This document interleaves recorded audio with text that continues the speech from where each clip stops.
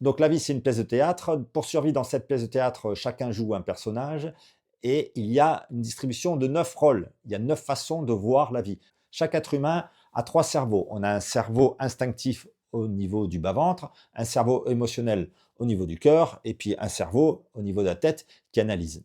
Un tiers de la population, pour survivre, a donné les clés du camion au cerveau instinctif. Un tiers de la population, pour survivre, a donné les clés du camion au cerveau émotionnel et un tiers de la population, pour survivre, a donné les clés du camion à la tête. Donc, diagramme, je fais mon rond. Le rond, je le divise en 3. Je mets 3 points. En haut, je vais mettre les instinctifs. À droite, les émotionnels. Et à gauche, ceux qui survivent grâce à la tête. Ça me fait 3 arcs de cercle. Ces 3 arcs de cercle, je les redivise en 3. Ça va me faire 9 points et ça va me faire l'énéagramme. Par convention, on va écrire que le chiffre qui est le plus en haut, c'est le 9, et on tourne dans le sens des aiguilles d'une montre. 9, 1, 2, 3, 4, 5, 6, 7, 8. Donc les énéatypes 8, 9 et 1 sont ceux qui survivent grâce à l'instinct. Ils sont dans l'action, dans le faire. Et l'énergie qui sous-tend ces 3 constructions, c'est la colère. Et la colère, il y a 3 manières de l'exprimer. Il y a une manière yang. On se met en colère vers l'extérieur. Wow! On gueule vers l'extérieur. Celui qui a pris cette construction, on dit que c'est le chiffre 8, l'énéatype 8, et on le définit comme étant le dominant, le chef, celui qui dirige. Pourquoi il a pris cette construction de celui qui en impose et qui montre qu'il est plus fort et qui doit diriger? Parce que quand il était petit, il a expérimenté l'inverse. L'énéagramme, c'est toujours ça. C'est toujours un paradoxe. On a construit un personnage pour échapper à une sensation qu'on a vécue quand on était petit ou qu'on a ressenti, une vibration qu'on a ressentie quand on était petite, ou une note de musique qu'on a entendue quand on était petit. Et ça, on l'a associé à la mort. Donc, pour ne plus jamais que ça nous arrive, on a pris le personnage qui nous permet d'éviter ça. Donc, l'énéatype 8, quand il était petit, il a expérimenté la faiblesse physique. Donc, c'était un bébé qui est né prématuré, ou qui est né avec un handicap, ou qui est né avec une maladie, ou qui a fait de la couveuse, qui a expérimenté le fait d'être vulnérable physiquement, que n'importe quoi, n'importe quel microbe, n'importe qui pouvait le tuer. Et un jour, il s'est aperçu que quand c'était lui qui écrasait les autres, il n'était plus dans la situation de se faire écraser. Comme ça, lui va sauver la vie, il s'identifiait à ça, et puis il est devenu ce personnage dominant qui en impose, qui protège sa famille, mais qui ne respecte aucune loi, qui est au-dessus de tout. Donc c'est des personnages qui ont une autorité naturelle, qui sont des dirigeants nés, mais qui font leur loi et qui confondent la loi avec leur loi. Donc comme exemple, on a Donald Trump qui est un très très bon exemple de ça. Le parrain de la mafia, c'est l'énéatype 8. Muriel Robin, énéatype 8. Jean-Luc Mélenchon, le parti des insoumis, ceux qui ne veulent pas se soumettre, énéatype 8. Enfin, vous voyez. Coluche, énéatype 8 aussi. Après, vous pouvez avoir pris la construction de l'énéatype 9. C'est celui qui est au milieu de la colère, c'est-à-dire que sa construction à la base c'est de la colère, mais il ne sent pas la colère. C'est un peu comme un volcan endormi. Et on dit que c'est le médiateur, parce que lui, son but, c'est que tout le monde s'entende bien. Ce serait qu'on soit à nouveau comme au paradis, de l'autre côté, où on est tous la même chose et on ne se bat pas les uns contre les autres. Pourquoi il a pris cette construction? Toujours pareil, parce que quand il était petit, il a vécu l'inverse. Donc normalement, dans la construction d'un énéatype 9, dans l'enfance, il y a du conflit avec souvent les parents qui s'engueulent. Il a vécu dans ce conflit, ça lui a fait peur, il a cru en mourir, donc il s'est dit, il y a déjà assez de vagues dans la piscine, je ne vais pas en rajouter, et d'un seul coup, il s'est anesthésié. Donc l'énéatype 9 a la faculté, quand le conflit est là, de s'anesthésier, comme s'il faisait des sorties de corps. Ils sont là sans être là. C'est un peu le truc, l'expérience qu'on faisait dans ma jeunesse. Non, je pense qu'ils le font plus en cours de biologie. J'ai dit ça, mais j'ai jamais fait cette expérience, où on prend la grenouille et on la met dans de l'eau, et puis on met le feu en dessous, et puis la température de l'eau monte petit à petit, mais la grenouille, elle ne le sent pas, elle est confortable, et donc elle se laisse mourir. C'est des gens qui écoutent les autres, qui ont une faculté de pouvoir entendre tous les points de vue pour pouvoir réconcilier tout le monde, pour pouvoir éviter le conflit, mais qui vont éviter de donner leur point de vue, ou alors qui vont préférer se taire et être d'accord avec les autres, comme ça évite le conflit. Donc c'est des gens qui s'empêchent de réussir. On a l'impression que c'est des zen, mais à l'intérieur, c'est des colériques. C'est vraiment un volcan endormi. Donc c'est des gens qui font des éruptions une fois tous les 10 ans, qui sortent une grosse colère, ça effraie tout le monde, et puis ça les effraie eux aussi. Ça les effraie eux aussi, on va le dire plutôt. En personnage célèbre, qu'est-ce que vous avez? Vous avez, François Hollande qui est de construction neuf. Vous avez Jean-Jacques Goldman aussi, qui écrit des chansons pour les autres, qui dit même pas que c'est lui qui l'a écrit, qui veut pas se mettre en avant sur scène, qui met en avant les autres. C'est un énéatype 9 aussi. Peut-être que Zidane est 9 aussi avec une énergie très calme. Mais vous allez voir que cette énergie, c'est un masque et derrière ces gens-là, il y a des guerriers. Il y a des guerriers trop pacifiques parce que leur énergie de base, c'est la colère. Très souvent, moi, je vois dans les soins, c'est des gens qui ont, un père qui est colérique, par exemple, et ils ont vu, la catastrophe de la colère du père par rapport à la mère, les dégâts que ça faisait. Donc eux, ils se sont empêchés d'utiliser cette colère. Et tout le but du travail avec les énéatypes 9, ce serait de leur faire ressentir cette colère pour qu'ils puissent avancer dans la vie. Parce que énergétiquement, je vous rappelle que la colère sert à 2 choses, c'est pas forcément une mauvaise chose. Ça sert à rétablir son territoire.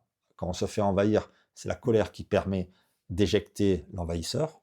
Donc les gens qui n'ont pas accès à la colère ne peuvent pas, faire ça, donc ils se font envahir. Ils se font envahir dans leur territoire par les autres, mais aussi vous allez voir, ils vont se faire envahir au niveau des affaires avec le complexe de Diogène aussi. Par exemple, les gens qui entassent des affaires chez eux, ils peuvent pas jeter, ils peuvent pas se séparer.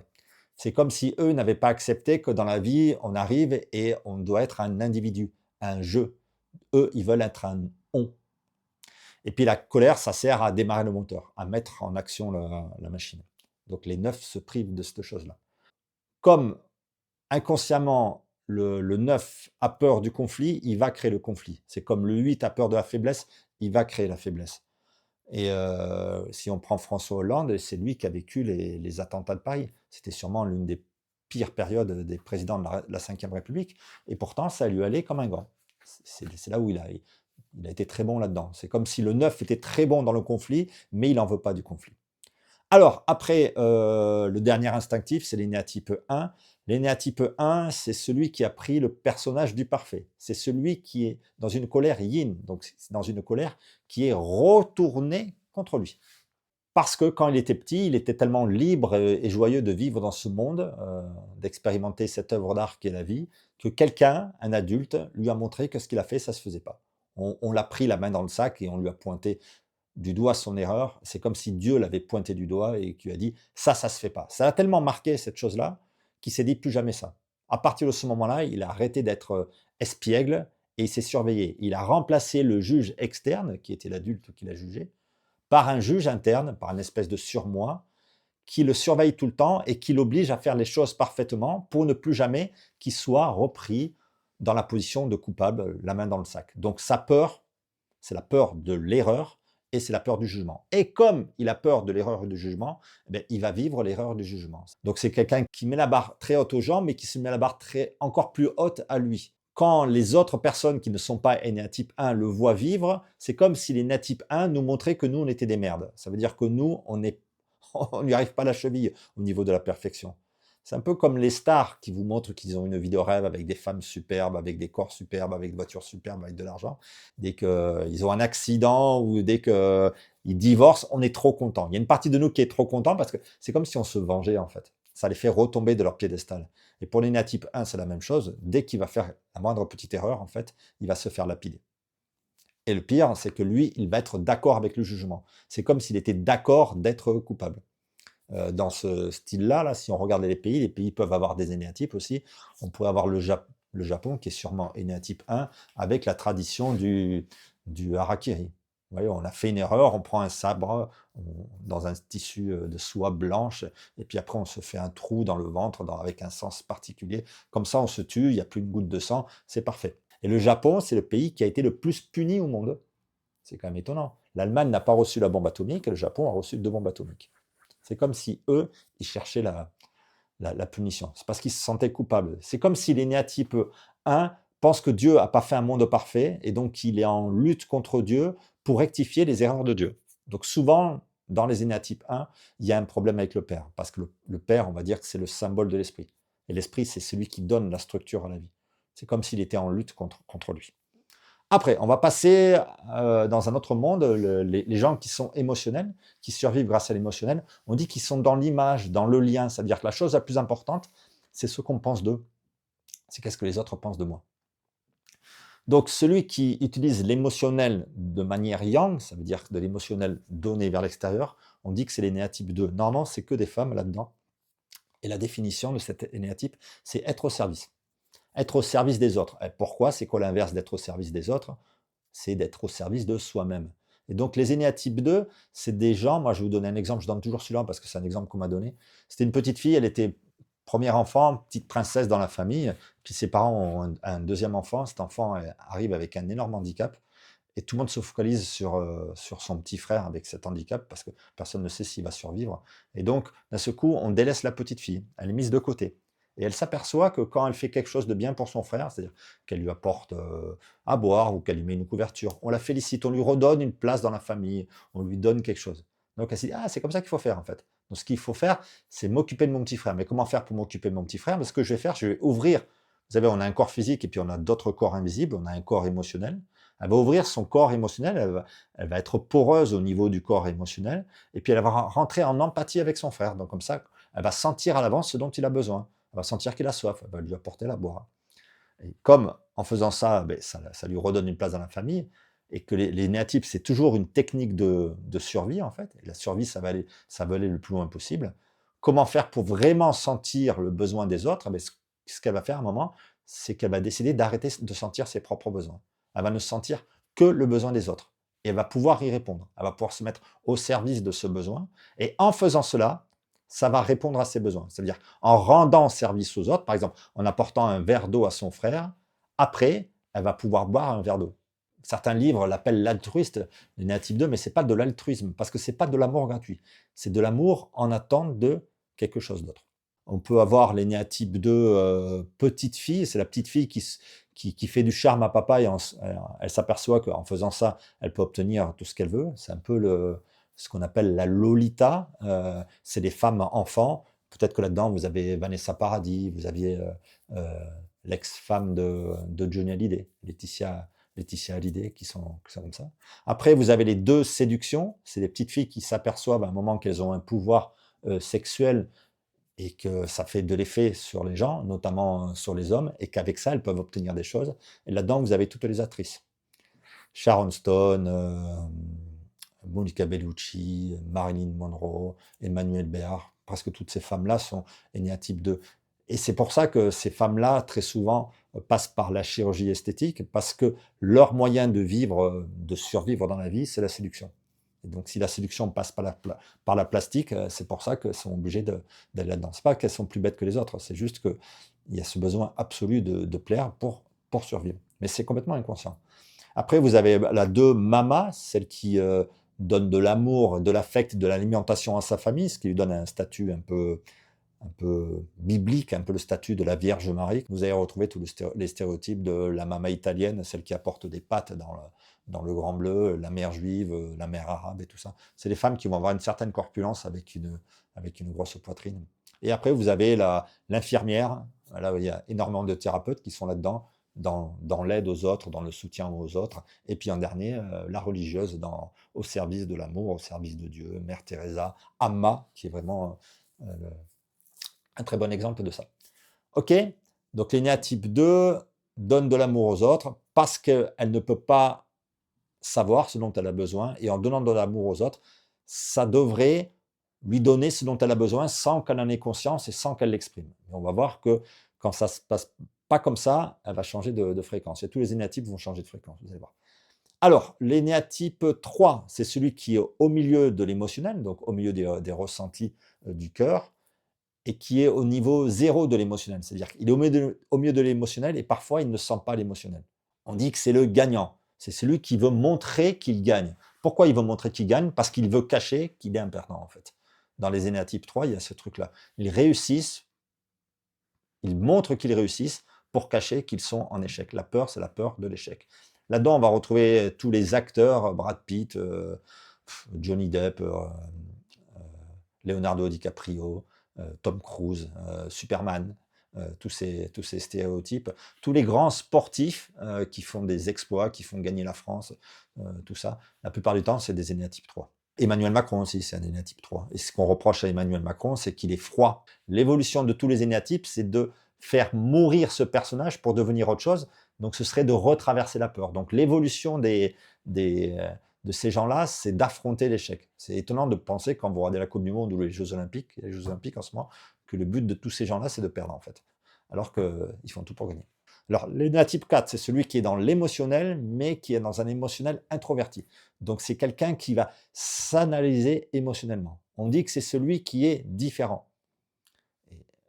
L'original. Pourquoi il est original? Parce que sa peur, c'est la peur de la normalité, de la banalité. C'est quelqu'un qui pense que s'il est comme les autres, s'il ne sort pas du lot, il ne sera pas accepté. Donc sa stratégie, c'est d'être complètement différent, hors norme, borderline, pour pouvoir être accepté. Vous allez voir que ça ne va pas marcher. Cette chose-là va faire qu'il va être rejeté. Là-dedans, on trouve tous les écorchés vifs, les hypersensibles, et la plupart des artistes sont là-dedans. Amy Winehouse, comment il s'appelle? Stromae, Mylène Farmer. Dans l'énéatype 4, il y a quelque chose, je vous le dis de suite là, il y a toujours ce truc-là du paradis perdu en fait. Donc quand il était petit, l'énéatype 4, il y avait une situation qui était parfaite, qui était idyllique, on pourrait dire, soit une relation avec une personne, une relation avec un lieu ou avec un animal, et la vie, les circonstances de la vie lui ont enlevé cette situation. Et au fond de lui, l'énéatype 4 pense qu'il est coupable de ça, que c'est de sa faute en fait. Vous allez voir, chez les énéatypes 4, il y a une espèce de fierté d'être différent, mais il y a toujours un sentiment de honte. Au fond de ça, il y a un sentiment de honte. Alors, je vous donne un exemple. C'est une femme qui me raconte quand elle était petite, elle était très, très connectée à sa grand-mère, et c'était le jour de Noël, et, euh, et elle se réveille le matin avant tout le monde pour voir si le Père Noël est passé. Elle va au pied du sapin et elle commence à ouvrir les cadeaux. Et sa grand-mère, qui est connectée à elle, se réveille en même temps qu'elle, quoi, et l'empêche d'ouvrir les cadeaux. La petite fille se met à courir autour du sapin. La grand-mère se met à courir derrière la petite fille pour la remettre au lit, quoi. Et au bout d'un moment, la grand-mère arrive à attraper la petite fille, la remettre au lit, et puis la petite fille se rendort et se réveille 2 heures plus tard. C'est le matin de Noël et toute la famille est dans sa chambre et on lui annonce que sa grand-mère est morte. Et elle a le truc de c'est ma faute.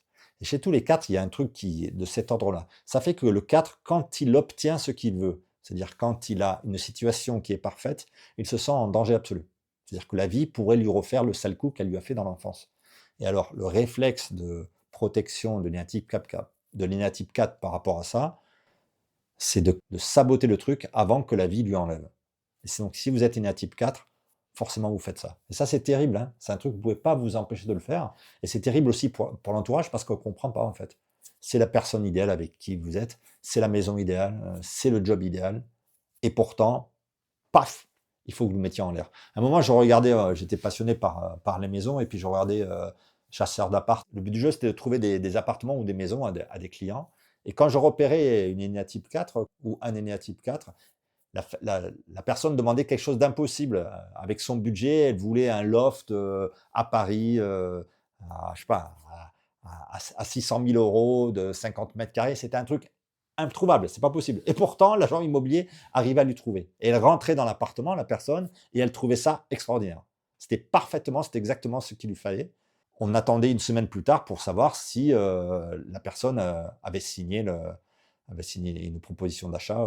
Et à chaque fois que c'était des énéatypes 4, à chaque fois, elle disait qu'elle n'en voulait pas. Toujours pour quelque chose, pour un petit détail qui n'existait pas, mais comme c'était ce qu'on lui avait demandé, en fait, elles ne le veulent pas. C'est terrible pour les énéatypes 4. Alors ça, il faut le comprendre, parce que si vous êtes 4, il faut accepter que vous êtes soumis à ce système. Si vous avez exactement ce que vous voulez, vous direz non. Là, j'avais une personne qui était énéatype 4, elle faisait du planeur à l'époque, et puis elle était passée au-dessus des montagnes par chez moi, là. C'était un soir couché de soleil avec les oies sauvages à côté d'elle, quoi. C'était juste un état d'extase absolue. Elle a dit: «J'ai fait ce vol, je me suis posé, j'ai atterri et je suis plus jamais retourné sur un planeur». Et là, elle disait qu'elle voulait aller nager avec les dauphins. Elle disait: «J'ai envie de nager avec les dauphins parce que ça va être extraordinaire». Et en même temps, elle disait: «Je sais que si c'est extraordinaire, je n'y retournerai plus jamais». Et donc, il faut accepter qu'il y a ce système. Et donc, ce qu'on a vu, nous, c'est si c'est magnifique, ben, on sera obligé de, de ne plus jamais y retourner. Ben, ce qu'il faut dire, c'est qu'avec les dauphins, ce ne sera pas si magnifique que ça. Et donc, d'un seul coup, le système inconscient de l'énéatype 4 lui permettra d'y retourner. Vous comprenez ce que je veux dire? La peur d'énéatype 4, c'est la vie banale, tu vois, se lever samedi matin, aller faire les courses comme tout le monde, quoi. C'est lancer les phallogrammes plats, quoi. C'est la mort pour lui. Et c'est comme si L'énéatype 4 refusait ça. Il voulait toujours le déséquilibre. Mais en fait, il est toujours en équilibre. Si on regarde la maladie de la bipolarité, c'est merveilleux, catastrophique, merveilleux, catastrophique. Donc, c'est parce que l'énéatype 4 montre trop dans le merveilleux que la vie l'oblige à faire du catastrophique juste après. Mais ça fait toujours l'équilibre. Parce que le but du chemin de l'énéatype 4, c'est l'équanimité, c'est-à-dire d'être content dans n'importe quelle circonstance. Donc, c'est de trouver cet équilibre. Bon, j'ai beaucoup parlé de l'énéatype 4, je ne sais pas pourquoi. Alors, l'énéatype 5, c'est, on passe dans un autre domaine, c'est les gens qui survivent grâce à la tête. Et la tête, elle a peur, parce que la tête, elle ne connaît pas le futur, elle ne sait pas comment ça va se passer. La tête, c'est un ordinateur qui enregistre des données du passé, mais elle ne connaît pas le futur, donc ça la stresse. 5, 6 et 7 sont des gens qui sont dans la peur. Et vous allez voir, ça se voit au niveau des yeux. Si vous les regardez bien, vous allez voir qu'ils ont peur. Et ça se voit au niveau physique parce que souvent, c'est des gens qui peuvent avoir l'air plus jeunes que leur âge parce que la peur, c'est quelque chose qui rétrécit, qui empêche de grandir. Donc, dans les néatypes 5, 6 et 7, on arrive à voir l'enfant qu'ils étaient quand ils étaient petits, même s'ils sont adultes. Moi, je suis néatype 7, donc je suis une construction mentale. Si vous me regardez, vous n'avez pas de mal d'avoir Christophe petit garçon parce qu'il est encore là. Et pour les 5, le 6 et les 7, c'est pareil. C'est toujours des petits garçons ou des petites filles, quelque part. Alors, le 5, c'est celui qui utilise la tête de manière yin, introspective. Pour pouvoir survivre, il analyse le monde, il l'observe. On pourrait dire que c'est l'observateur ou le savant ou le spécialiste. Parce que lui, sa peur, c'est de ne pas savoir. La peur, c'est qu'on lui pose une question à laquelle il ne peut pas répondre. C'est un peu comme dans le livre de Oedipe Roi, quand il rencontre le sphinx, et que le sphinx lui pose une question: quel animal qui marche à 4 pattes le matin, 2 pattes à midi et 3 pattes le soir? Si Oedipe ne répond pas à cette question, il est mort. Les natifs 5, ils pensent ça, en fait. Donc il faut absolument savoir pour avoir le droit de vivre. C'est le petit garçon qui, au lieu de jouer au football avec ses copains à la récréation, est assis sur sur la marche de l'escalier devant la classe, qui lit le dictionnaire. Il apprend des choses. Il apprend, il apprend, il apprend, il apprend. Ça le sécurise. Il a la sensation que ça le sécurise. Comme c'est impossible d'être omniscient, de tout savoir sur le monde, euh, le 5, ce qu'il va faire, c'est qu'il va compartimenter le monde. Il va faire des cases, il va faire des domaines dans lesquels il va tout apprendre. Comme ça, il sera incollable dans ce domaine, et comme ça, dans ce domaine, il aura le droit de vivre. C'est pour ça qu'on l'appelle le spécialiste. Les personnages comme ça, bah, c'est le professeur Tournesol, c'est les savants, c'est des gens qui pensent que le monde est un monde est quelque chose de dangereux, et que quand ils l'auront analysé avec la tête et quand ils l'auront compris, ils auront le droit de vivre dans ce monde-là. C'est un peu comme dans Tintin, on a marché sur la Lune, quand ils sont sur la passerelle devant cette planète inconnue, ils ne savent pas s'ils peuvent enlever les masques, les casques, s'ils peuvent respirer, s'ils vont se faire tuer, ils ne savent rien. Donc la tête, elle va tout analyser. La maladie de l'énéatype 5, c'est l'autisme, on pourrait dire. C'est des gens qui sont renfermés en eux. Comment on fabrique un 5? Deux solutions. Soit c'est quelqu'un qu'on a trop stimulé quand il était petit, il n'a pas eu son espace intime, il dormait avec son grand frère, ou la mère, elle rentrait dans sa chambre sans le prévenir, donc il s'est réfugié dans sa tête, c'est comme s'il était envahi dans le corps, il s'est réfugié dans sa tête.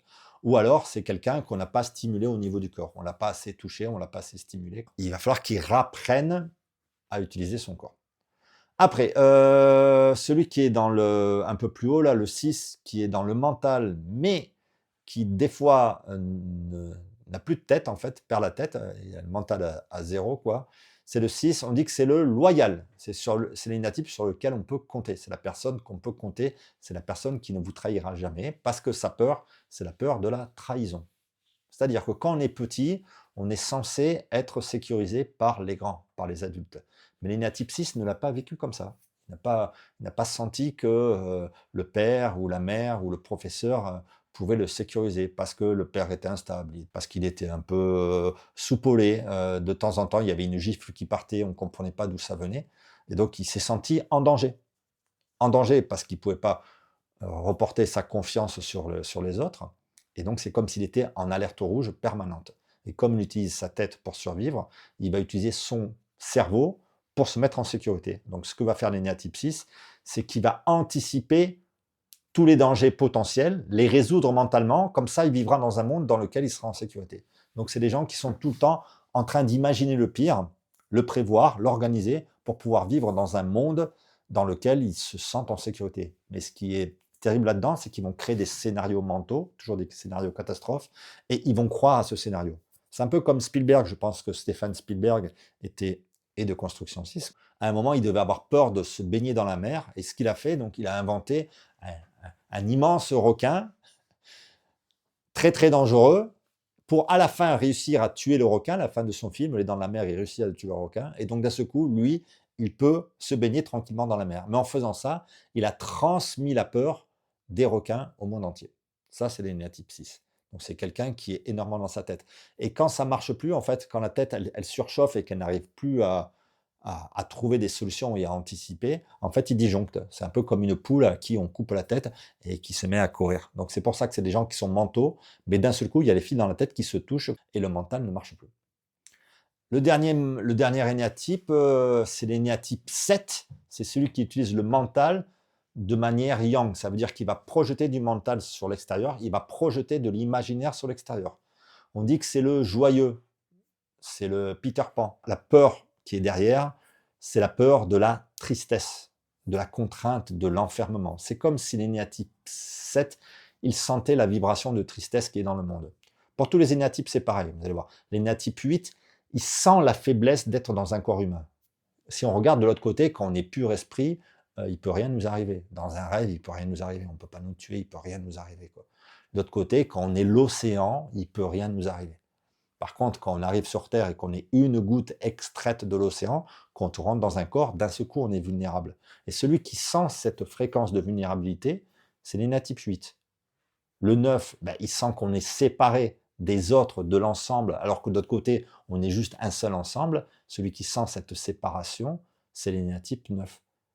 L'énéatype 1, il sent que sur Terre, on peut faire des conneries. Au paradis, on ne peut pas faire de conneries.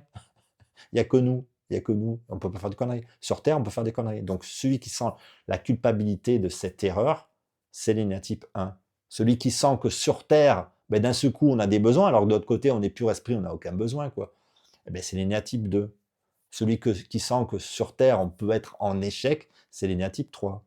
Celui qui sent que sur Terre, on est banal, on n'est rien, quoi, c'est l'énéatype 4. Celui qui sent que sur Terre, on ne sait pas ce qui va se passer, on n'en sait rien, c'est l'énéatype 5, etc. Et l'énéatype 7, lui, il va sentir la tristesse. Ce monde est un monde triste. Il y a des enfants qui meurent, il y a de la guerre. Oui, moi je suis 7 et rien que quand je dis ça, vous sentez que ça vibre. Donc il sent cette fréquence de tristesse, quoi. C'est comme s'il entendait cette espèce de si bémol. Il l'entend depuis qu'il est petit, quoi. Et il pense que ça va le tuer. Il pense qu'il n'a pas les cartes pour survivre à ça. Donc pour ne plus entendre cette fréquence, là-dessus, par-dessus, il a rajouté de la joie. Il a rajouté du rire et chanson. Alors je dis ça parce que c'est comme si dans l'invisible, il y avait toutes les émotions qui étaient autour de nous, un peu comme des radios. Voilà. Imaginez des radios. Dans la pièce où vous êtes, dans la pièce où je suis là, il y a toutes les fréquences radio qui nous traversent. Il y a du RMC. Il y a du Radio Vatican, là, où ils font des prières, je vous salue Marie toute la journée, pour que l'harmonie revienne sur Terre. Il y a du France Info, ça c'est pip, pip, pip, c'est comme ça et c'est pas autrement, c'est France Info. Il est minuit 00, France Info. Il y a du Chéri FM, où on donne de l'amour. Il y a du France Inter, où on est à la mode. Il y a du Radio Nova, où on passe des musiques qui ne passent sur aucune autre radio, du rap underground, New Age. Il y a du BFM, où on analyse la bourse toute la journée. Il y a du Radio Autoroute, la radio du 6, où on passe son temps à donner des consignes aux gens pour que tout se passe bien, qu'ils évitent les accidents, qu'ils sortent de l'autoroute au bon moment et tout ça. Et il y a la radio du 7, du Rire et Chanson, où on fait des blagues et des petites chansons sympas pour oublier que dans le monde, il y a la guerre en Ukraine. Vous voyez, toutes ces fréquences, elles existent et elles nous traversent 24 heures sur 24. Par contre, quand on est petit, vu qu'on est des êtres vibratoires, pour échapper à une vibration qu'on a ressentie, on s'est mis sur une fréquence. Et les 8, ils se sont mis sur RMC. Leur corps vibratoire est calé sur la fréquence de RMC. Donc, à travers eux, s'exprime du RMC. Ce qui sort de leur bouche et de leur comportement, c'est du RMC. Et RMC, ça gueule toute la journée. Le 9, c'est du Radio Vatican. Le 1, c'est du France Info, et France Info, ça dit pas de bêtises, ça fait tout comme il faut, quoi, etc., etc. Et le 7, ce qui s'exprime à travers lui, c'est du rire et chanson. C'est Robin Williams, c'est Peter Pan, vous voyez? C'est les faux joyeux, c'est les clowns tristes. Donc ils sont joyeux pour éviter de sentir qu'ils sont tristes, ou encore plus loin, que le monde est triste. Donc c'est pour éviter cette fréquence de vibration qu'on a pris ce personnage. Et pour tous les énéatypes, c'est la même chose. C'est comme si on était des enceintes. L'autre jour, je pensais à ça. Si vous prenez une enceinte, une enceinte colonne, vous savez, les grandes enceintes comme ça, avec 3 haut-parleurs. Il y a le parleur du bas, le gros, boum, qui fait les basses, le parleur du milieu, le médium, et puis l'eau-parleur d'en haut, les aigus. Je pense que c'est comme ça. Peut-être que tous ceux qui sont dans l'instinct, le 8, le 9 et le 1, ça marche sur le cerveau qui est au niveau du bas-ventre, et donc c'est l'eau-parleur des basses. Donc c'est des gens qui sont mis sur une fréquence où d'un seul coup, bah, c'est celui qui vibre. Les médiums, peut-être que c'est l'eau-parleur au niveau du cœur, qui vibre au niveau du cœur, et puis les aigus, c'est au niveau de la tête. OK? Donc vous avez ces 9 personnages, qui sont des personnages qui nous permettent de vivre petitement en fait, qui nous permettent, on pourrait dire, de survivre, qui nous obligent à jouer toujours les mêmes schémas. Le 8 est toujours obligé d'enfreindre les lois pour montrer que c'est le plus fort. Le 7 est toujours obligé de s'amuser. Donc le 7 ne va pas au bout des choses, parce que aller au bout des choses, c'est rencontrer la contrainte, et rencontrer la contrainte, ça, il n'en veut pas. Donc le 7, il va commencer plein de trucs merveilleux, mais il ne va en finir aucun, quoi. Vous voyez ce que je veux dire? Je n'ai pas donné d'exemple d'énéatype 6. Lady Di, peut-être, elle était sûrement un énéatype 6, quoi. C'était une peureuse, quoi. Une gentille peureuse. Alors, l'énéatype 6, il y a 2 types d'énéatype 6, je ne vous l'ai pas dit ça. Les énéagrammes, donc il y a ce rond avec toutes ces fréquences. Mettez les fréquences radio dessus, quoi. Et vous voyez que le 6, il est entre 2 fréquences. Il est entre la fréquence du 7 en haut et la fréquence du 5 en bas. Donc on pourrait être 6, mais que le curseur il parte un peu vers le 7, ou que le curseur il parte un peu vers le 5. On dit qu'on est 6 avec une L7, un 6 qui s'appuie sur l'énergie du 7, ou un 6 qui s'appuie sur l'énergie du 5. Alors pour le 6, ça fait 2 6 complètement différents. Si on a un 6 qui s'appuie sur l'énergie du 7, donc ça veut dire qu'on est un gentil, loyal, qui est sympathique et qui est un peu meilleur copain, meilleure copine, tous ensemble et tout, on va dire que c'est un contrephobique. Ça veut dire que c'est quelqu'un qui a peur, et quand il a peur, il fonce. Ce dont il a peur, c'est la sensation de peur, donc il a peur du vide, et puis il va sauter. Une fois qu'il saute, il n'a plus peur. Donc vous pouvez avoir des 6 qui sont champions de parapente. L'autre jour, j'avais vu un reportage sur Alain Prost, et Alain Prost, il est devenu pilote de Formule 1 à cause de son petit frère qui voulait faire du kart, quoi, il l'a suivi.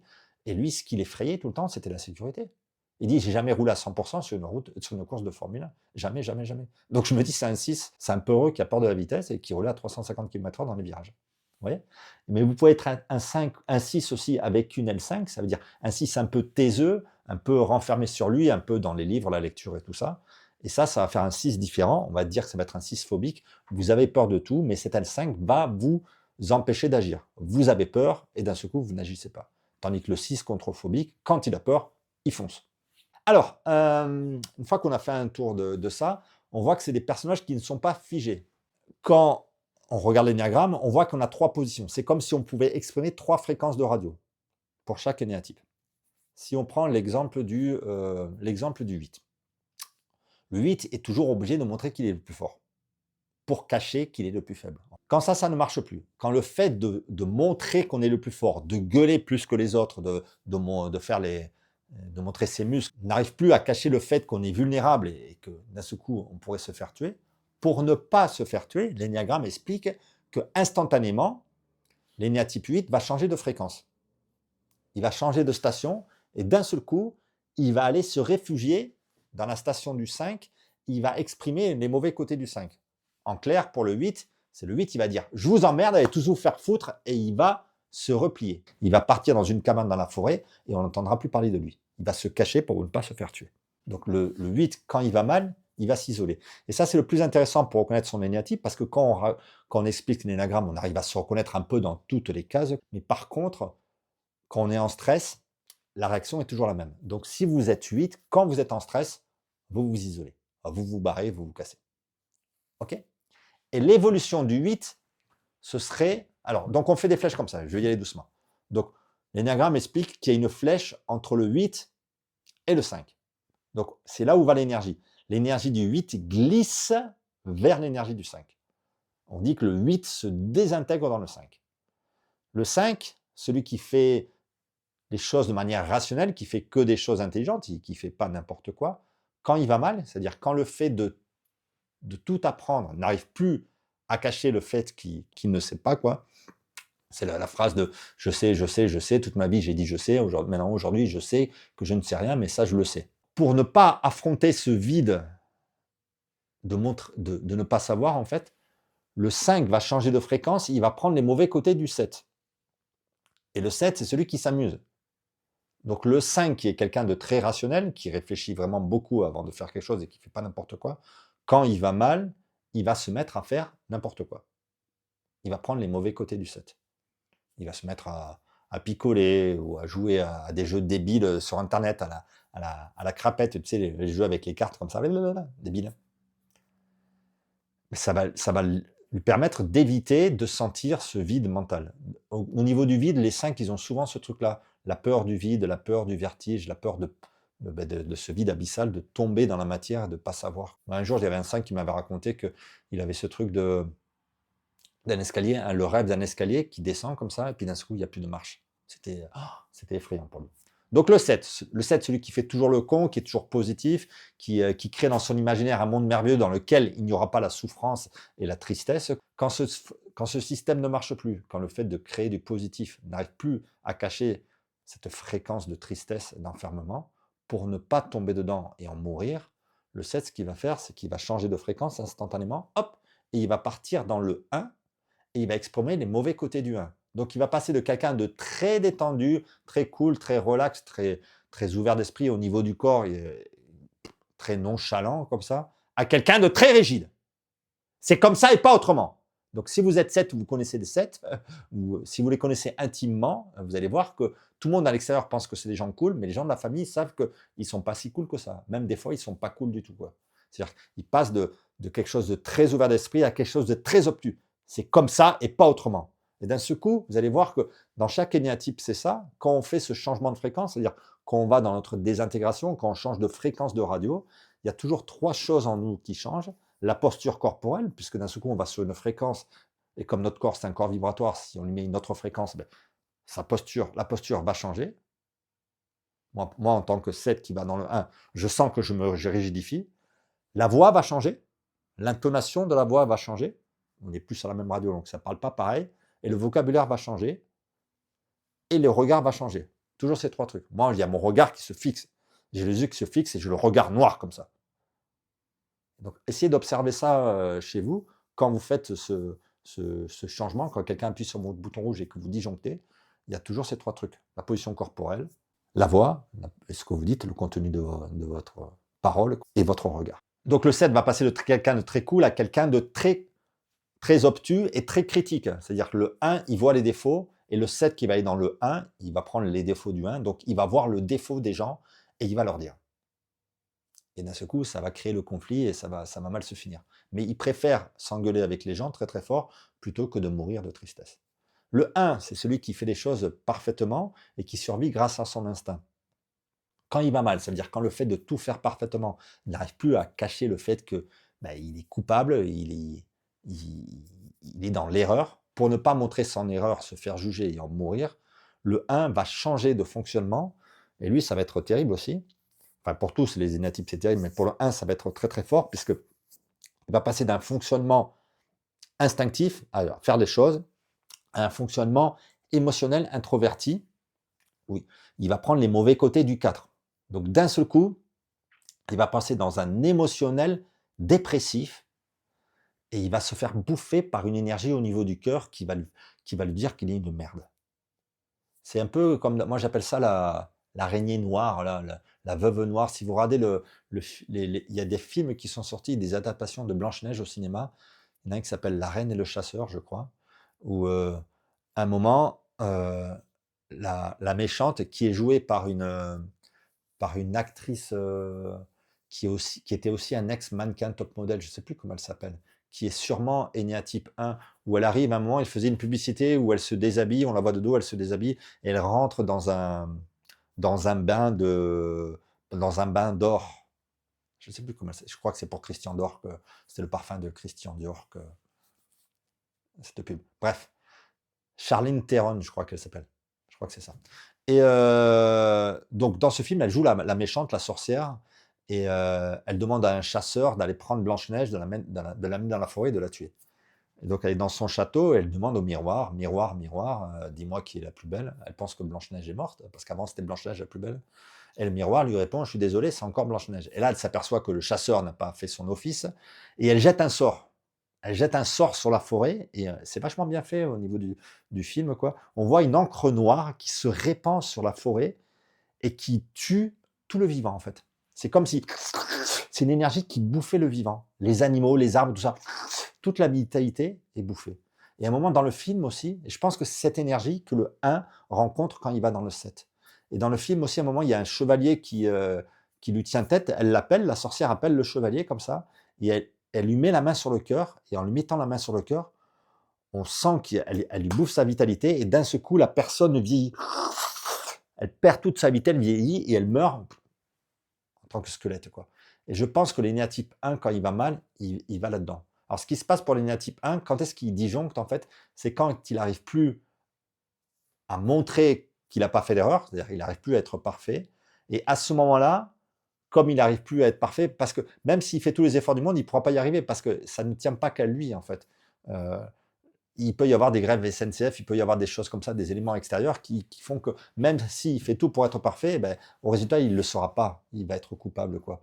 Et donc, quand il sent ça arriver, ce qu'il va faire, c'est qu'il va se mettre à vouloir être parfait au niveau de Dieu. C'est comme s'il se disait: «OK, je vais essayer d'être parfait au niveau de Dieu, et puis comme ça, Dieu, quand je vais le voir au paradis, il va me pardonner», quoi. Et donc ce que font les 1 à ce moment-là, c'est qu'ils font un travail sur eux.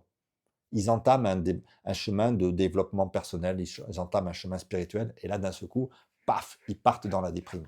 Et ce qu'ils vont rencontrer là-dedans, c'est la déprime et la folie. Ils vont se mettre à rester allongés toute la journée sur leur lit, à pleurer comme une adolescente. Ils seront dans la voiture, il y a une énergie qui va leur dire: «Ah, vas-y, tourne le volant, fous-toi dans le ravin, t'es qu'une merde, tu sers à rien», tout ça. Et ça va beaucoup les perturber, parce que eux, à la base, ils ne survivent pas grâce à cette énergie émotionnelle. C'est des gens qui sont dans l'action.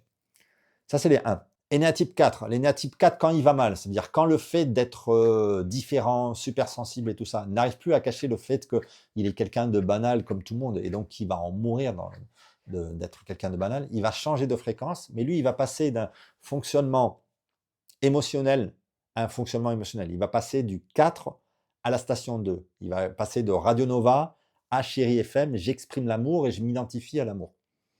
Et donc, il va passer d'un émotionnel introverti à un émotionnel extraverti, où lui, d'un seul coup, il va se mettre à montrer aux autres que lui est dans l'amour, lui est dans la conscience, lui est dans la lumière, toutes ces choses-là, quoi. Et le piège, c'est qu'il va s'identifier à ça, il va être le porte-parole de ce truc-là. Alors, vous verrez, j'ai fait des vidéos là-dessus, là, je vais vous les mettre, quoi. C'est un gros piège, parce que cette énergie-là va leur demander de se sacrifier.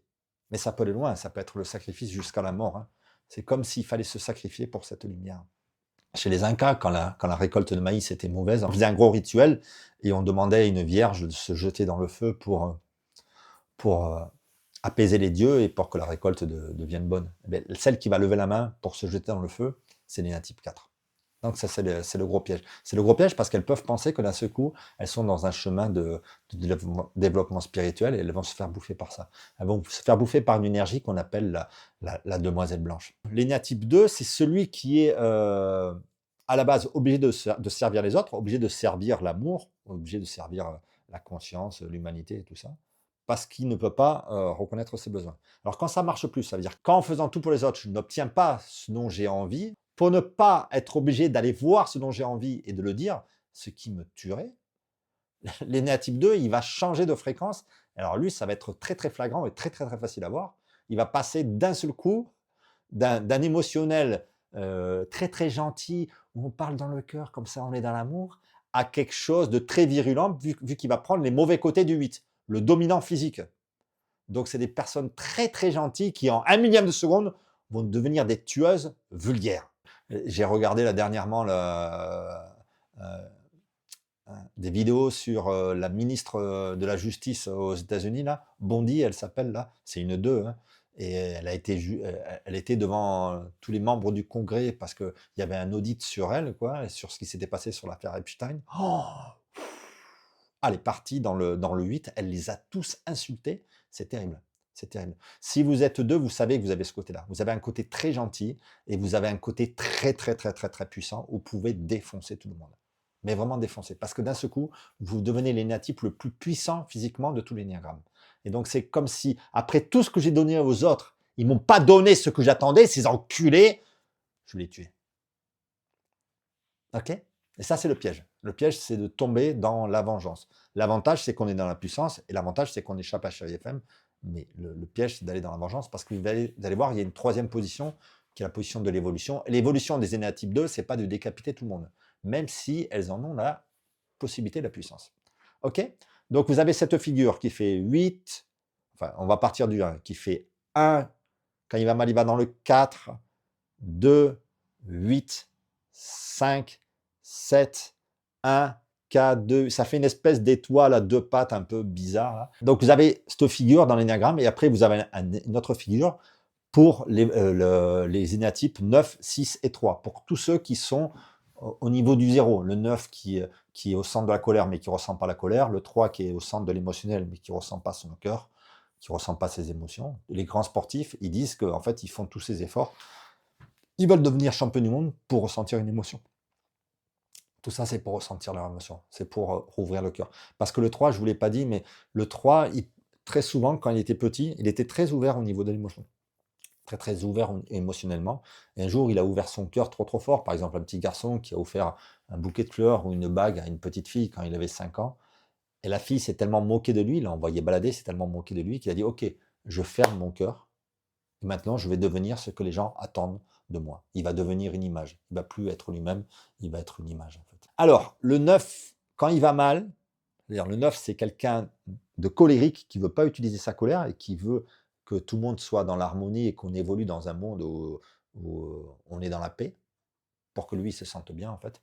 Quand il va mal, quand le fait d'être à l'écoute de tout le monde, de ne pas donner son avis, n'arrive plus à cacher ce conflit intérieur, n'arrive plus à retenir l'éruption volcanique, on pourrait dire ça comme ça, pour ne pas que ça pète, le 9 va changer de fonctionnement et il va passer d'un fonctionnement instinctif à un fonctionnement mental. Il va prendre les mauvais côtés du 6. Et le 6, c'est celui qui s'imagine toujours le pire. Donc le 9 va devenir parano.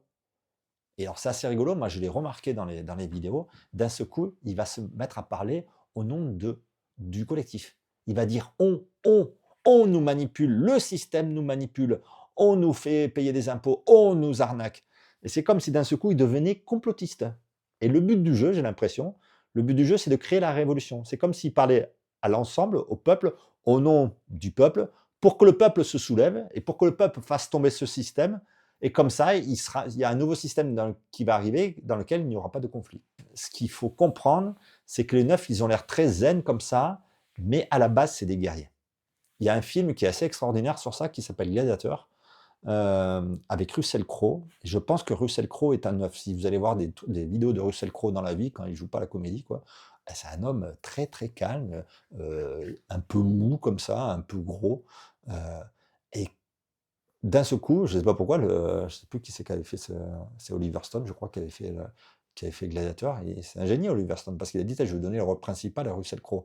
Elle fait un peu de muscu, et ça lui va comme un gant. C'est comme si c'était un contre-rôle, alors que c'est le rôle parfait. Parce qu'au fond d'eux, les 9, c'est tous des guerriers. On pourrait dire, si on croit aux vies antérieures, c'est des guerriers qui ont trop abusé de la puissance ou de la violence, ou qui ont trop abusé de l'épée, et ils sont revenus sur Terre, et d'un seul coup, ils s'empêchent de l'utiliser. Mais ça va les empêcher de se réaliser. Donc le but du jeu, ce serait de ressortir l'épée de... Vous voyez, l'épée de Excalibur, là. Il faudrait que le 9 arrive à ressortir l'épée. Alors les 9, c'est des gens qu'on ne peut pas bouger, qu'on n'arrive pas à bouger, on ne peut pas leur faire faire des choses s'ils ne veulent pas le faire. C'est comme de la résistance passive. Ouais. Ils ne font pas les choses, ils ne vont pas aller à l'affrontement, mais ils ne font pas les choses, résistance passive, quoi. Mais pour tous les 9, je crois que le chemin du 9, parce que vous allez voir, le 9, son but, c'est d'aller du côté du 3, de se réaliser personnellement, d'arrêter de vouloir réaliser le collectif, mais de se réaliser personnellement. Et en se réalisant personnellement, ils vont permettre au collectif de les suivre et de se réaliser, mais c'est de devenir le chef de file. C'est ce que écrit Goldman dans toutes les chansons.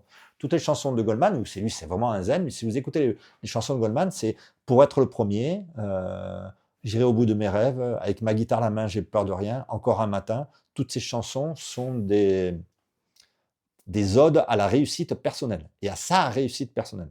C'est comme si, quand il parle au nom du collectif et il dit les premiers seront les derniers. Mais quand inconsciemment on l'écoute, quoi, il dit ce que je veux, c'est moi réussir et j'en ai rien à foutre de ce que vous faites, je vais réussir et je réussirai et je serai le premier.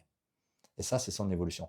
Mais pour pouvoir accéder à cette évolution, il va falloir qu'il réveille la colère en lui, il va falloir qu'il ressorte le glaive. Mais par contre, ce qu'il va faire, ça normalement il ne peut pas le faire, mais ce qu'il peut faire sans problème, c'est quand il va mal, c'est devenir complotiste et parler au nom du collectif et nous faire peur et nous dire que tout le monde nous arnaque, tout le monde... on.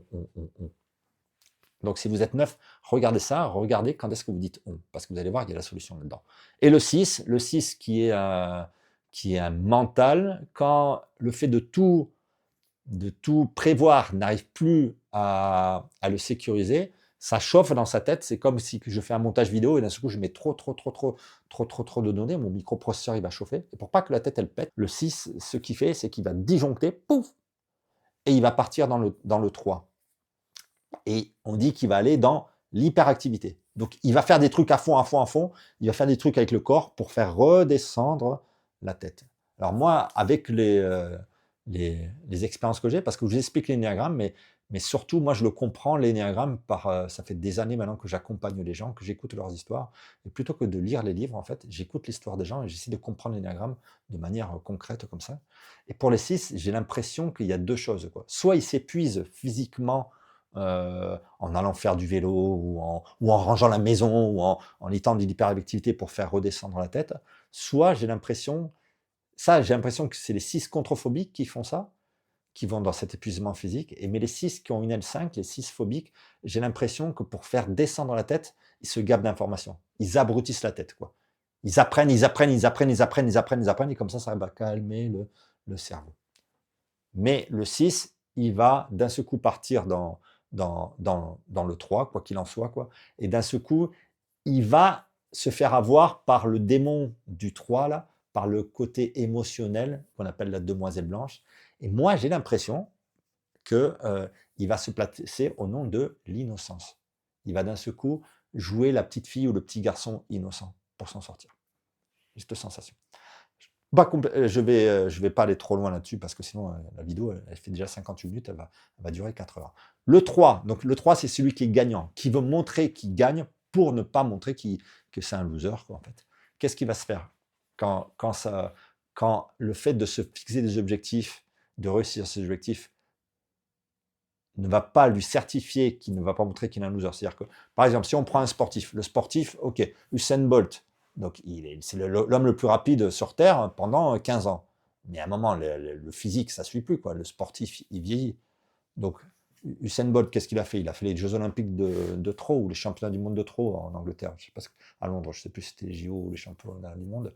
Mais il s'aligne sur le 100 mètres, qui est la course la plus regardée, l'événement le plus regardé de toute la compétition, quoi.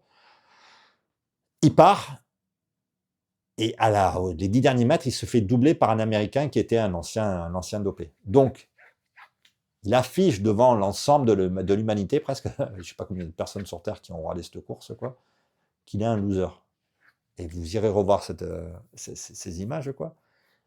Il regarde le public, et comme tout le monde sait que c'est la dernière fois qu'on voit Usain Bolt, c'est la fin de sa carrière, il y a tout le stade qui se lève, et il y a standing ovation. Et lui ne comprend pas pourquoi on l'aime alors qu'il a perdu. Vous allez voir, c'est touchant, parce que pour lui, c'est une merde. Donc comme il a perdu, on devrait le jeter à la poubelle. Mais on l'aime, quoi. C'est ce que doit comprendre le 3, en fait. On doit le toucher au niveau du cœur. C'est comme s'il avait refermé au niveau de son cœur, mais on doit le toucher au niveau du cœur pour lui montrer que le plus important, c'est pas ses exploits, ses actions, c'est lui quand on l'aime pour qui il est lui. Je sais que moi, aux baguettes, des fois, quand je faisais des soins, quoi, avec les trois, ce qui les faisait twister, c'est qu'à un moment, je prenais un post-it, j'écrivais leur prénom sur le post-it, et je leur mettais le post-it sur le cœur. Oh, ça leur faisait un effet. C'est comme si on les reconnaissait pour ce qu'ils étaient. Pas pour ce qu'ils ont fait, mais juste pour ce qu'ils étaient, quoi. Donc, le lendemain, Usain Bolt, il se réaligne pour le 200 mètres, et il part, et on s'aperçoit qu'il y a l'Américain, pareil, qui refait la même, qui lui passe devant. Et donc, je sais pas, 5-6 mètres avant la ligne d'arrivée, donc 5-6 mètres avant d'arriver second, parce que pour le 3, la seule place qui est importante, c'est le numéro 1, c'est pas la place du numéro 2. Soit tu es le meilleur, soit tu es une merde. Soit on te jette à la poubelle, quoi, ça tu vaux rien. Usain Bolt va encore perdre, donc il va vivre le truc qui le fait le plus peur. Et ce qui se passe, c'est qu'il se claque. Donc combien de courses il a perdu dans sa vie? Une seule, parce qu'à la deuxième, il s'est blessé. Et ça, c'est la technique de survie de l'ENA type 3. C'est-à-dire quand il y a un challenge, un exploit qui n'est pas sûr de pouvoir réaliser, c'est-à-dire qu'il y a peut-être le risque qu'il passe pour un loser, peut-être le risque qu'il échoue aux yeux des autres, il ne va pas prendre le risque de tenter ce truc-là, et d'un seul coup, il va passer de l'énergie du 3 à l'énergie du 9, il va prendre les mauvais côtés du 9. Donc il va s'endormir. Donc c'est quelqu'un qui a une énergie énorme, qui peut se lever à 4 heures du matin à fond de balle pour faire, je sais pas, sa maison, pour aller courir, pour faire des exploits, quoi. Et d'un seul coup, il n'a plus d'énergie. Il reste au lit, il n'a plus d'énergie, il va fumer des pétards, il va boire de l'alcool, il va manger, il va grossir, il va devenir une grosse patate, et on appelle ça un burn-out.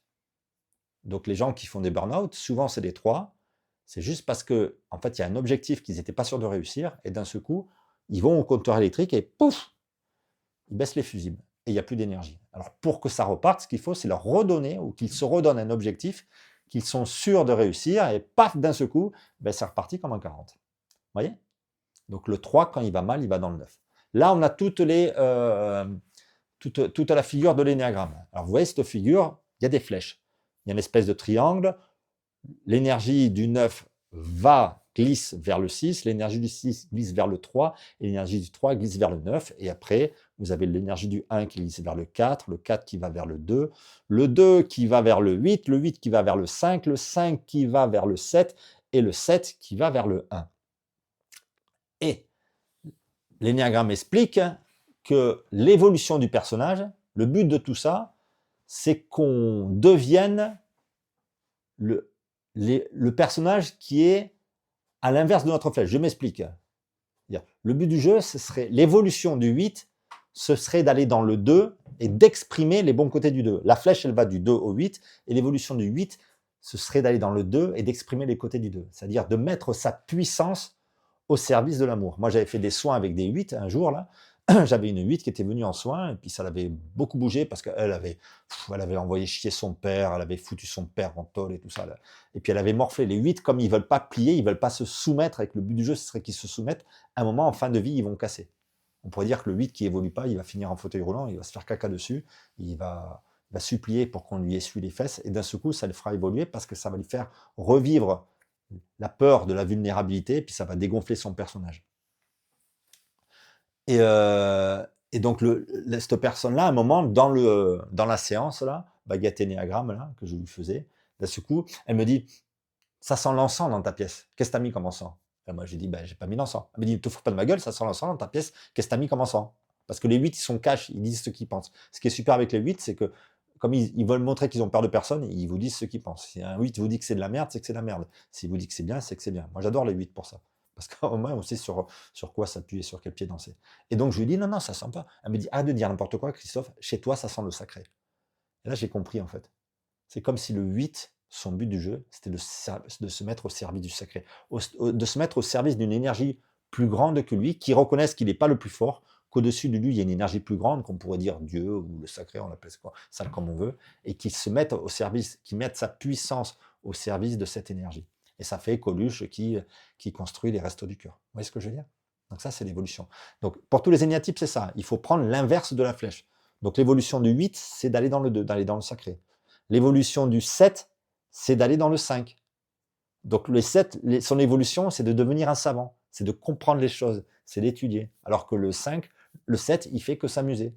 Et il n'a pas fait d'études. Même s'il était très bon au début, il n'a pas fait d'études.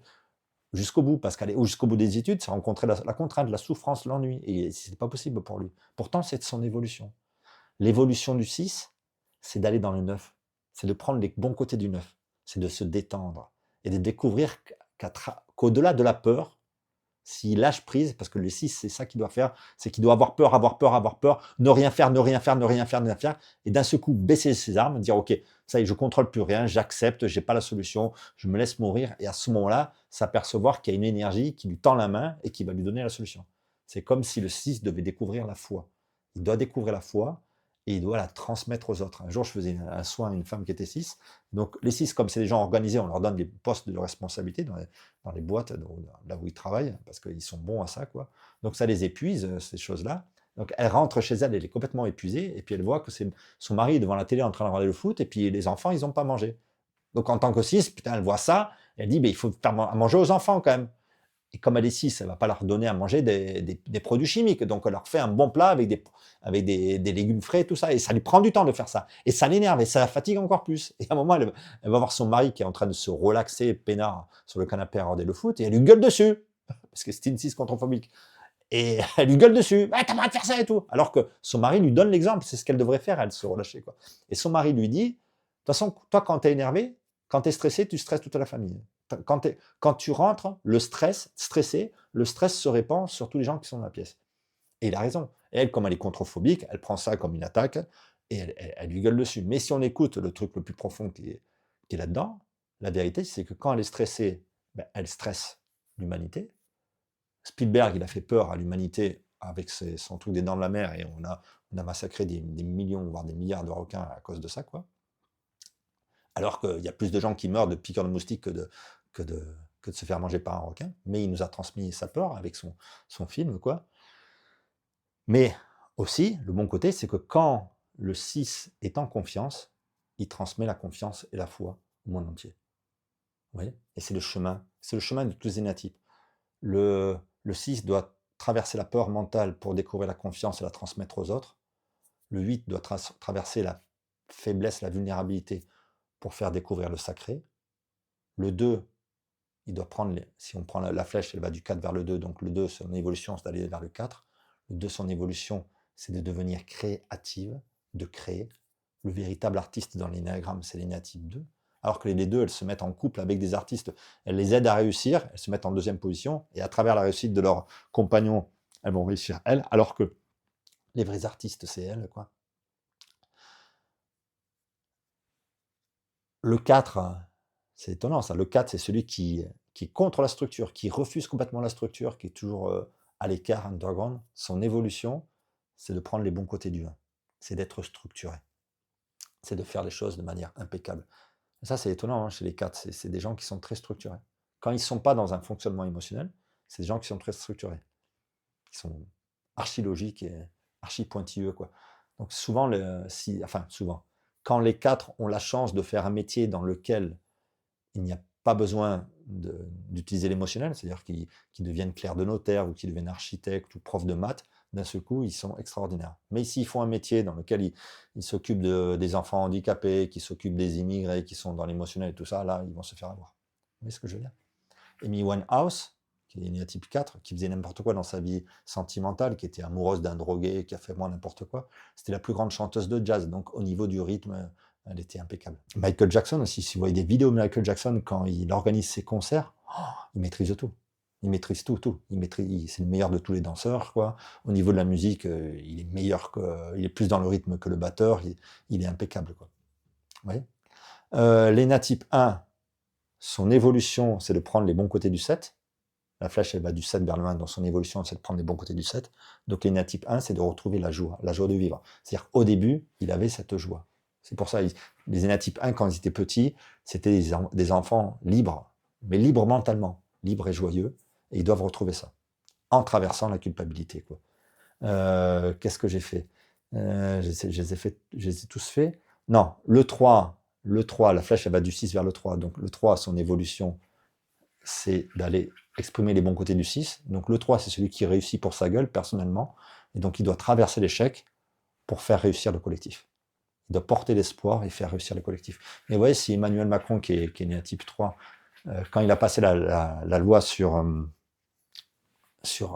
les retraites, personne n'en voulait en France de cette réforme sur les retraites. Mais lui, il voulait absolument le faire parce que ça aurait été le premier président à réussir à le faire. Et tous les autres présidents, ils disaient non, ça, on va pas y aller parce que personne n'en veut. Et pourtant, il faudrait la faire, mais personne n'en veut de ce truc-là. Donc, ils veulent pas être impopulaires. Mais lui, comme il veut vraiment rentrer dans les livres d'histoire, il prend ce risque. Et donc, il la passe au 49.3. Et ça fait que tout le monde lui en veut parce qu'il n'a pas de cœur, parce qu'il n'écoute pas les gens et tout ça. Prenons l'hypothèse inverse. Prenons l'hypothèse qu'il ne la passe pas au 49.3. C'est-à-dire qu'il la passe à l'Assemblée, et puis l'Assemblée doit donner son oui ou son non. Disons que l'Assemblée, il fait comme ça, et l'Assemblée dit non, on n'en veut pas de cette loi. Donc le lendemain matin, il est obligé de passer à la télévision, sur TF1 et sur France 2, pour dire, excusez-moi, je me suis trompé. Pour montrer qu'il a perdu, en fait. Et regardez s'il fait ça, ça devient instantanément le président le plus aimé de la Ve République. C'est comme si, pour faire réussir la France, il devait échouer lui. C'est terrible, hein? Parce qu'il est jeune, en fait. Il est encore dans son énéatype, à défendre son ego. Mais pour l'énéatype 3, c'est toujours ça, en fait. Il faut qu'il traverse l'échec, l'image de... Moi, quand je fais des stages où je passe par le théâtre pour faire vivre ces choses-là, ce passage énergétique aux gens, quoi, l'énéagramme, là. Et sur les énéatypes 3, ça fait toujours la même chose. Et toujours, ils font des improvisations où ils finissent clochard. Clochard, vous savez, le clochard devant la gare, là, celui qui pue, qui ne s'est pas lavé depuis 2 ans, comme c'est pire qu'un chien, quoi. Mais les gens, ils s'écartent de 10 mètres, c'est la honte. Une fois que tu es ça, une fois que tu as montré que tu es ça, qu'est-ce que tu as à prouver après? Tu n'as plus rien à prouver. Après, ils gardent leur énergie d'être des gagnants, de pouvoir d'être focus sur un objectif, mais ils s'en servent pour faire réussir le collectif. Porteur de sport. C'est comme s'ils passaient de meilleur joueur du monde à entraîneur. Ouais. Le 9, donc la flèche, elle va du 3 vers le 9. Donc l'évolution du 9, c'est de prendre les bons côtés du 3. C'est de réussir personnellement. C'est étonnant, ça. Le 9, il est là pour réussir personnellement. Il doit sortir du troupeau, sortir du groupe pour avoir une réussite personnelle. Et c'est sa réussite personnelle qui va faire venir les autres. Et c'est ce qu'a fait Goldman. Hein. C'est assez admirable. Hein. Goldman, tout le monde se foutait de sa gueule au début. Et il ressemblait à rien, il était pas beau, ses paroles étaient débiles et tout ça. C'est le chanteur ou la personnalité la plus aimée de France. Donc il y est arrivé à faire ce truc-là. Vous voyez, je les ai tous faits. Ah non, le 5, j'ai pas fait le 5. Le 5, la flèche, elle va du 8 vers le 5. Donc le 5, son évolution, c'est de prendre les bons côtés du 8. Le 5, son évolution, c'est de redevenir un animal. C'est de passer de la tête, l'intelligence de la tête, qui est une intelligence très limitée, quoi, à l'intelligence de l'animal. C'est découvrir que l'intelligence, l'esprit n'est pas dans la tête, mais l'esprit est dans le corps. En Formule 1, si vous mettez à réfléchir, vous êtes mort. Le corps est 10 fois plus rapide que la tête. À l'intérieur du corps se trouve l'information de l'esprit, le spermatozoïde, l'information du père. Toutes les grandes inventions se sont faites de manière spontanée. Et donc le 5 est venu pour redécouvrir ça. Et donc, la vie, c'est formidable. La logique, elle est formidable, en fait. C'est toujours des paradoxes. Je suis venu pour découvrir la valeur de l'eau, et je me suis démerdé pour naître en plein désert. Donc, je suis venu pour découvrir l'intelligence du corps ou l'intelligence de l'animal. Je me suis construit en état type 5, en étant complètement réfugié dans ma tête, pour d'un seul coup être obligé de la lâcher, pour s'apercevoir de l'intelligence de l'animal, pour passer dans l'action. Et c'est un peu le film Grace-Cock. Allez voir ce film. Enfin, il y a beaucoup de personnes qui ont dû le voir avec Christophe Lambert. C'est un peu comme Russell Crowe dans Avatar. Je ne sais pas qui c'est qui a fait ce film de Grace-Cock, mais lui aussi, c'est un grand génie, quoi. Il a décidé que Tarzan, ce serait Christophe Lambert. Christophe Lambert, c'est un 5. Et à l'époque, il était comme une allumette, quoi. Et donc, il l'a forcé à faire de la muscu, il a pris 10 kilos, quoi. Mais quand on voit Christophe Lambert en slip au milieu des singes, mais ça lui va comme un vent. Il n'y a personne qui dit qu'il y a eu un défaut de casting. Parce que c'est sa véritable énergie. Si vous êtes 5, vous savez que ça. Vous êtes un animal, en fait. Et dans le film Grace-Cock, c'est le singe, enfin l'homme qui vit au milieu des singes, et d'un seul coup qui est repris par la civilisation, qui part dans le château, qui repart dans la tête, et qui fait tout après pour redevenir un singe.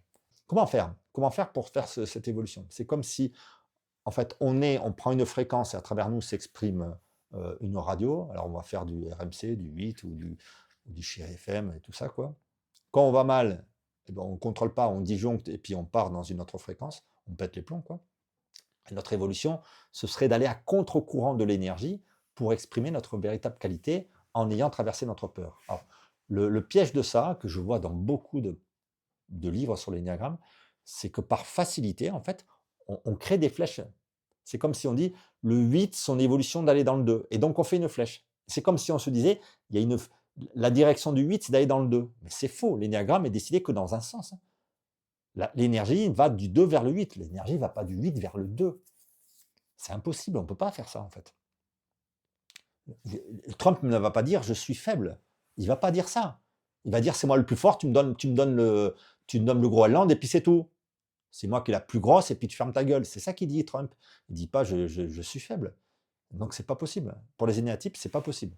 On peut pas faire ça. Donc on peut pas aller voir sa peur. C'est-à-dire, c'est comme on peut pas se noyer volontairement. C'est pas possible. On peut pas arrêter de respirer. En fait, on peut pas arrêter de respirer. C'est pas possible. On peut pas aller vers son évolution parce que l'énergie, on nage à contre-courant. L'énergie ne va pas là-dedans. Par contre, le seul truc qu'on peut faire dans lequel il n'y a pas d'obstacle, c'est qu'on peut disjoncter, on peut péter les plombs, ça c'est aucun problème. Le 7 peut aller dans le 1 et se mettre à gueuler contre tout le monde, le 2 peut aller dans le 8, ça c'est aucun problème. Et là, c'est là où j'ai fait une découverte, où j'ai l'impression que je suis le seul à parler de ça, et c'est sûrement parce qu'à la base, je suis un comédien de théâtre. Et j'ai travaillé sur moi pour ouvrir les portes, pour pouvoir aller dans les émotions et y aller très très fort. Je m'explique. Moi, je suis 7. Quand je vais mal, je vais vers le 1. Et d'un seul coup, je me rigidifie, je fais j'en ai rien à foutre, je gueule et je critique tout le monde. Ça fait que je m'engueule avec les gens, je claque les portes, je les revois plus jamais, mais au moins je ne meurs pas de tristesse. Ça, c'est ma technique. Et je me suis aperçu, ça fait des années maintenant que je sais que je suis énéatype 7, je me suis aperçu que quand je passais de cette fréquence, donc de euh, rire et chanson à France Info, ce passage se fait en un millième de seconde, c'était toujours le même déclencheur. Vous voyez, c'est les anciens postes radio avec les boutons en relief là. On avait des présélections, on avait 6 boutons, on avait des présélections. Donc, on va dire qu'il y avait la présélection de rire et chanson, et puis juste à côté, il y avait France Info. Donc, j'appuyais sur France Info, et puis ça refaisait ressortir rire et chanson. C'est tac, tac, en un millième de seconde. Donc, bon, un millième de seconde, d'un seul coup, je passe de quelqu'un de très tendu à quelqu'un de très colérique. Et je me suis aperçu que c'était toujours le même déclencheur. C'est-à-dire, quand mon démon me prend, il me prend toujours par la même phrase. Ou alors je dis tout le temps la même phrase. C'est fascinant. Je m'en suis aperçu parce que en tant que comédien, j'arrive à être très très fort en colère et en même temps calme à l'intérieur. Parce qu'au début, quand je me mettais en colère, il y a tellement d'adrénaline qui monte que je pétais le plomb, je ne me rends pas compte de ce que je fais. Maintenant, je suis en colère très très fort et il y a un truc en moi qui est zen et qui observe. Mais ça ne m'empêche pas d'être en colère. Et puis de savoir ça, ça n'empêche pas qu'à chaque fois qu'on appuie sur le bouton rouge, la colère, elle vient. C'est juste que j'ai un peu de conscience dans cet état de colère. Et je me suis aperçu, de manière assez bizarre, que je disais toujours la même chose. C'était toujours le même truc. Quand je partais dans ma colère, je disais tout le temps, j'en ai rien à foutre, je m'en branle, j'en ai rien à foutre. Et là, c'était parti.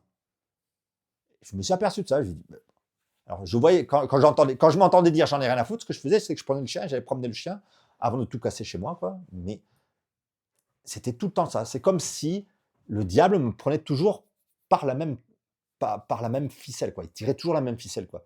Et un jour, je l'ai entendu. Alors, je vais vous le faire, parce que vous allez voir ce que ça a fait. Donc, j'étais tranquille, zen, et puis il y a un truc qui m'a fait péter les plombs. Et puis, j'en ai rien à foutre de ce film à la con, là, je m'en branle. Alors, j'étais énervé comme ça, et je gueulais comme ça. J'en ai rien à foutre, j'en ai rien à foutre. Et là, j'ai entendu. Oui, ça me le fait. En fait, je ne sais pas ce qui s'est passé, mais j'ai entendu ce que je disais. Ou j'ai entendu ce que le diable me disait depuis que je suis tout petit. En fait, depuis que je suis tout petit, il y a mon démon, le démon, c'est celui qui me prend, qui me dit, qui me fait dire j'en ai rien à foutre. Et ce jour-là, j'ai entendu Christophe qui disait à Christophe j'en ai rien à foutre. C'est comme si c'était rentré dans mon oreille. Je me suis entendu dire c'est un détail en fait. C'est un détail. Et en un millième de seconde, ouais, ça me le fait. Je suis passé de la colère abyssale à absolue, je veux dire, à la tristesse abyssale. C'est comme si toute ma vie, j'ai entendu ce démon me dire j'en ai rien à foutre pour qu'un jour Christophe puisse l'entendre et qu'il puisse aller voir ce qui est caché au fond de lui. C'est-à-dire cette vibration de tristesse, qui n'appartient pas à une tristesse de ce qui s'est passé dans ma vie, même si les tristesses de ma vie ont fait écho à ça, mais c'est une tristesse qui est une tristesse universelle. Quand cette tristesse est là, vous voyez, ce truc-là, quand je laisse cette fréquence prendre la place autour de moi, il y a un truc énergétique qui se passe ou un truc chimique, immédiatement mon cerveau se calme. Je ne peux plus me mettre en colère. Je ne peux pas le faire. C'est pas possible. Là, dans cet état-là, c'est pas possible. Et je l'ai tellement fait que maintenant, même, vous voyez, il n'y avait rien qui m'énervait. Il suffit que je fasse semblant d'être énervé et que je convoque mon démon et que je dis j'en ai rien à foutre pour que je l'entende et pour que d'un seul coup ça fasse ça. Quand je suis dans cet état de tristesse, qui est la fréquence cachée dans l'énéatype 7, instantanément mon cerveau se calme. Donc je passe d'un mental excité yang à un mental yin, je vais dans le 5 et mon oreille s'ouvre. J'entends. Et j'entends et je comprends. Vous voyez ? C'est comme si toute ma vie j'avais fui cette fréquence de tristesse, alors que j'ai besoin de cette fréquence de tristesse pour aller dans mon évolution et pour comprendre le monde. Et si j'ai compris ça, sans prétention, je pense qu'il n'y a personne qui dit ça dans l'énéagramme, c'est juste parce que j'ai réussi à avoir accès à la tristesse. Vous voyez ? Et alors je me suis aperçu de ça, que ça marche avec tous les énéatypes. C'est-à-dire que tous les énéatypes, quand ils pètent les plombs, ils disent quelque chose, leur démon leur dit quelque chose, ou leur fait crier. Moi je crie, mais il y a certains démons, c'est des démons qui passent pour de la gentillesse, qui ne crient pas en fait, qui envoient des fleurs. Et cette phrase, qui est la phrase qui nous fait disjoncter depuis qu'on est tout petit, c'était toujours une phrase à double sens, et quand on l'entend au sens profond, ça nous donne la clé pour aller voir ce qui est caché au fond de nous, pour ressentir la solitude du 2, la culpabilité du 1, la banalité du 4. Et quand cette fréquence est là, instantanément, on va vers notre évolution. C'est-à-dire qu'il n'y a rien à faire pour évoluer.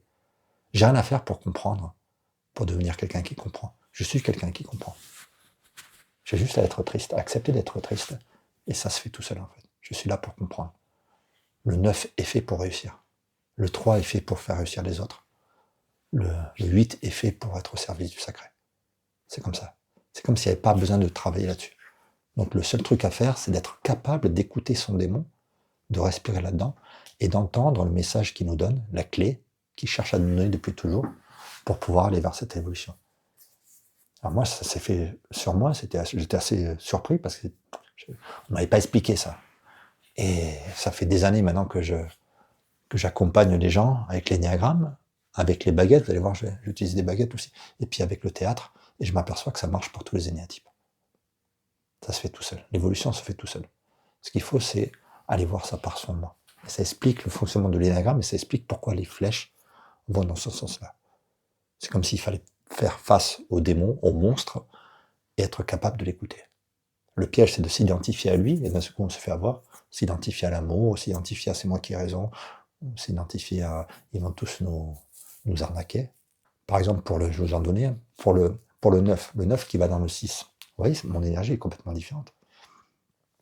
Et là, depuis que je suis petit, je pense que d'avoir cette énergie, ça va me tuer. Même si quand j'étais petit, avant de prendre mon masque du 7, je pense que j'étais quelque chose comme ça. J'étais quelqu'un de très calme. Je le vois parce que j'ai un petit garçon qui, je pense, qui est énéatype 7 aussi. Et quand il était à l'âge de 1 an, il était tout calme, observateur. Il observait. Et donc d'un seul coup, il va devenir clown. Mais à la base, il est ça, quoi. Et donc l'énéatype 9, quand il va mal, il va dans le 6.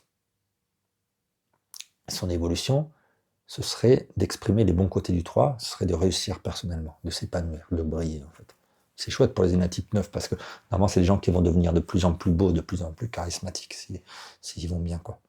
Et j'ai remarqué que le 9, quand il va dans le 6, il se met à parler au nom de on. Puis vous allez voir, il y a des vidéos là-dessus, je vais vous en mettre une. Et donc ils disent par exemple, on nous manipule. On nous manipule, on nous manipule. Mais si on écoute ça, on nous manipule. Qui c'est qui manipule? C'est le on. C'est on qui manipule. C'est le fait de dire on. Et donc le contraire de dire on, C'est dire je. C'est comme ça que je travaille avec l'énéagramme. Si ça vous intéresse, contactez-moi. Organisez des stages, venez faire des séances avec moi. Allez voir les vidéos sur YouTube, il y a plein d'exemples concrets. Là. C'est chouette ces vidéos parce que il y a vraiment les énergies des gens. Et puis quand j'arrive à faire ça aux gens, vous voyez, par exemple si je prends un set et que j'arrive à le mettre dans cette fréquence, à tous les gens qui sont 7 et qui vont voir la vidéo, ça va leur faire un truc. C'est des vidéos qui servent aussi aux gens à se soigner et puis à faire le chemin. Parce que ce chemin, vous voyez, si je le fais une fois, 2 fois, après mon corps il sait le faire.